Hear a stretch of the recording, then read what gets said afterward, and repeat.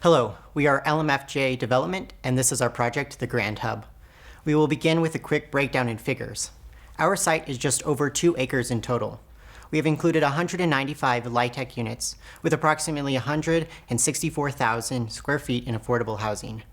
Located along 900 South, we have also included 14,250 square feet of commercial space. In total, our project would cost approximately $55 million. As a group, we entered the project through site analysis and market research.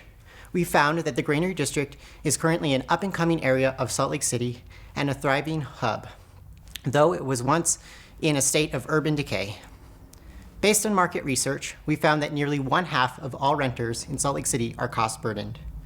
From 2000 to 2018, rent in Salt Lake County increased 78%. Average rent growth in Salt Lake County almost doubled that of the increases in median renter income. Over 6,400 units will be constructed in the greater Salt Lake City area in 2021, most of which will be market rate and luxury housing that would be inaccessible to those who live in and around our site and in the Granary District. Currently, there is over $1 million in annual grocery store sales unmet in our site. In terms of tenant profiles, the residential will be comprised of blue collars and service workers who make less or equal to 60% of the area median income.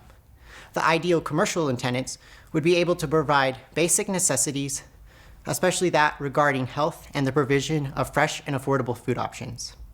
As a result of this market analysis, LMFJ proposes affordable housing under the LIHTC 4% credit model and a moderate and small scale grocery and pharmacy. The basis of our development is to build upon the vision of the Granary District, a thriving social hub composed of blue-collar service workers, entrepreneurs, and creatives who can live comfortably and actively contribute to its revitalization. As we moved into the design phase of the Grand Hub, there were a number of design principles that we considered, but especially the research of the site and its context. This research reinforced our decision to purchase the entire block and have it rezoned as Form-Based Urban Neighborhood 3, which is similar to the nearby Fleet Block. Once we had this, we were able to select a form that is vernacular and could actively contribute to the local identity's revitalization.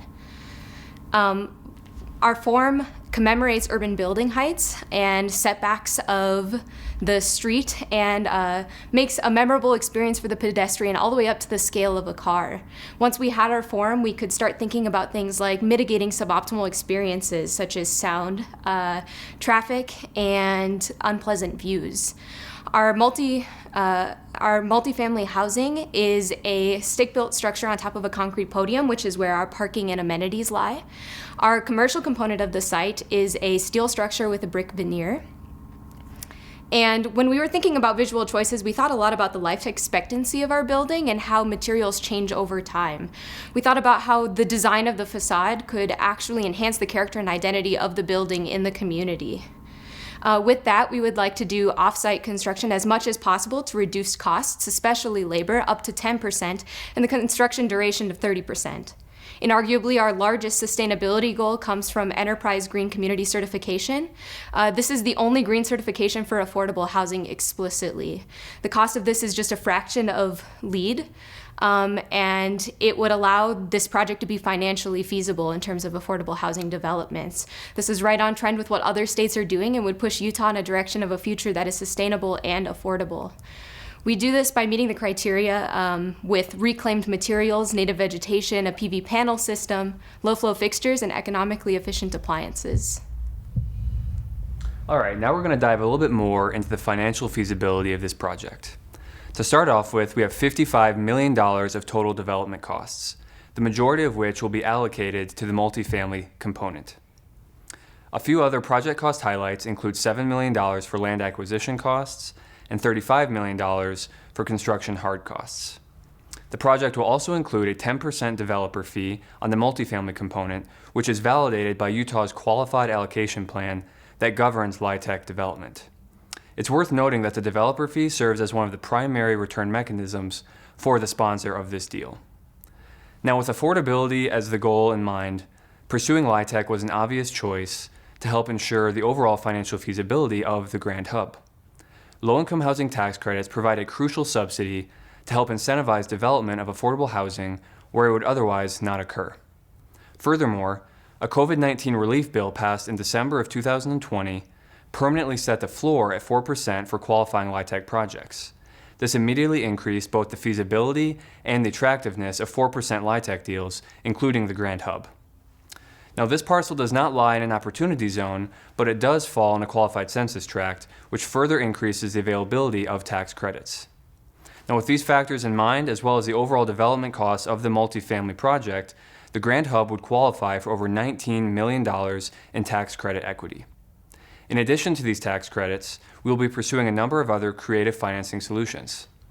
The remainder of the equity required will be sourced through a combination of a HUD home grant as well as a deferred portion of our developer fee. Now, on the debt side of the capital stack, in accordance with 4% LIHTC regulations, the majority of the multifamily debt will be funded through tax-exempt private activity bonds. There are a number of different ways that you can source these bonds, but we're opting for a private placement through a large national lender such as Citigroup or Morgan Stanley. A private placement provides the simplest and easiest origination and servicing from the sponsor's perspective, while still offering attractive returns and terms. In addition to the bonds, we will also be pursuing a small, low-interest Olin Walker fund loan to help lower our overall cost of capital. Now, I realize the majority of this discussion has been on the multifamily side simply due to its complexity, but the commercial side will be financed through a more traditional mortgage based on current market rates.